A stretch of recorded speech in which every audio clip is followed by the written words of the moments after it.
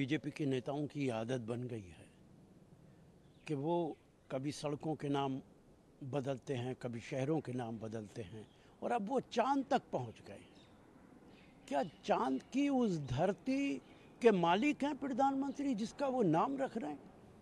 कल को कोई दूसरा देश वहां पहुंचेगा, वो अपना नाम रखेगा। प्रधानमंत्री सिर्फ राजनीति कर रहे हैं, इसके अलावा कुछ नहीं कर रहे। ये दुर्भाग्यपूर्ण है कि प्रधानमंत्री के सारे पोस्टर दिल्ली के अंदर लगे हुए हैं और हमारे साइंटिस्ट का नाम तक उन पर मौजूद नहीं है।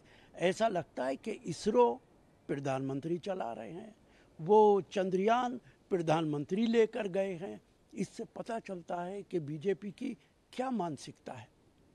प्रदेश से एक वीडियो आया मुजफ्फरनगर से, आपने देखा होगा, जिस तरीके से शिक्षिका के सामने छात्र को पिटवाया जा रहा है। मुस्लिम छात्र है और हिंदू छात्रों के साथ पिटवाया जा रहा है। और जो टीचर हैं वो ये कह रहे हैं कि इनके घरों में भी यही सब कुछ सिखाया जाता है। जिन मोहम्मदीन बच्चों की माँ उनकी पढ़ाई पर ध्यान नहीं देती, उन बच्चों की पढ़ाई का नाश हो जाता है। किस तरीके से आप देखते हैं? देखिए, ये हिंदू मुसलमान करना बहुत दुर्भाग्यपूर्ण है और ख़ास तौर से बच्चों के साथ। और टीचर्स अगर ऐसा करते हैं तो इससे अंदाज़ा किया जा सकता है कि भारत का भविष्य क्या होगा। ये काम जब से बीजेपी की सरकार आई है तब से लगातार हो रहा है। राष्ट्रीय सेवक संघ अपनी विचारधारा, अपनी आइडियोलॉजी पूरे देश पर थोपना चाहती है। ये उसकी एक मिसाल है। कल सर ने अजीत पवार को नेता बताया था, अब एक यूटर्न लिया गया है और वो बता रहे हैं कि इसके राजनीतिक मायने ज़्यादा नहीं निकालने चाहिए। देखिए, अब शरद पवार जी की अपनी पार्टी का मामला है। शरद पवार जी क्या फैसला करते हैं, मैं तो सिर्फ इतना कह सकता हूं कि विपक्ष को शरद पवार जी की ज़रूरत है।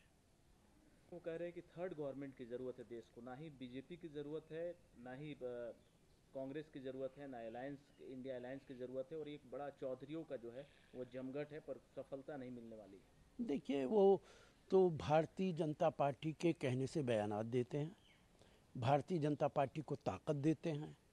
बिहार के अंदर, यूपी के अंदर, बंगाल के अंदर अपने उम्मीदवार ऐसी जगहों पे खड़ा करते हैं जहां मुस्लिम आबादी होती है, ताकि विपक्ष को नुकसान हो और भारतीय जनता पार्टी को फ़ायदा पहुंचे। उनके बयानात का कोई मतलब नहीं है। वो कह रहे हैं कि बयान जो है वो सार्वजनिक करनी चाहिए कि शी जिनपिंग और प्रधानमंत्री के बीच में क्या बातचीत हुई थी, इस बयान के बारे में सार्वजनिक होना चाहिए। और चाइना बातचीत करना चाहता है, ये भी अब चीज़ें सामने खुल कर आ गई, तो एनईए को इस पर बयान देना चाहिए। और कल ही राहुल गांधी ने भी सवाल उठाया था कि चीन ने भारत की ज़मीन पर कब्जा कर रखा है। देखिए, राहुल गांधी ने जो कुछ कहा था वो लद्दाख में लोगों के बयानात के बाद कहा था।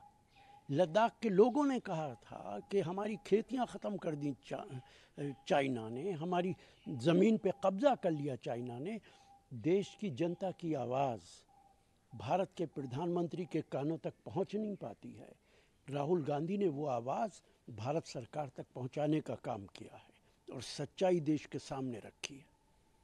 लालू प्रसाद यादव के मसले पर नीतीश कुमार की हैरेस करने की कोशिश लालू प्रसाद यादव की जा रही है, जबकि हेल्थ पर वो बाहर हैं। किडनी का मामला उनकी। देखिए, सिर्फ लालू यादव को नहीं, सारे विपक्ष को भारतीय जनता पार्टी की सरकार परेशान कर रही है। छत्तीसगढ़ में ईडी एक्टिव है, राजस्थान के अंदर छापे डलवा चुके हैं, उत्तर प्रदेश के अंदर लोगों को परेशान किया जा रहा है, बंगाल के अंदर किया जा रहा है। तो भारतीय जनता पार्टी चूंकि सरकार में है, अपनी ताकत का गलत इस्तेमाल कर रही है, तमाम एजेंसीज का गलत इस्तेमाल कर रही है और विपक्ष को ख़त्म कर देना चाहती है। पंजाब में राष्ट्रपति शासन लगा दिया जाएगा। जो मुख्यमंत्री भगवत मान हैं वो सार्वजनिक नहीं कर रहे हैं ऑफिशियल डिटेल। जहाँ जहाँ विपक्ष की सरकारें हैं वहाँ पर सब जगह राष्ट्रपति शासन लगाने की बात करो, सिर्फ एक जगह क्यों कर रहे हो? चूँकि जहाँ जहाँ विपक्ष की सरकार है वहाँ पे भारतीय जनता पार्टी बहुत अनकंफर्टेबल है। भारत सरकार कोई मदद नहीं करती है और विपक्ष की इन सरकारों को गिराने की कोशिश करती है। हमने मध्य प्रदेश में भी देखा है और महाराष्ट्र में भी देखा है और उससे पहले भी बहुत सारे प्रांतों में ये काम बीजेपी की सरकार कर चुकी है।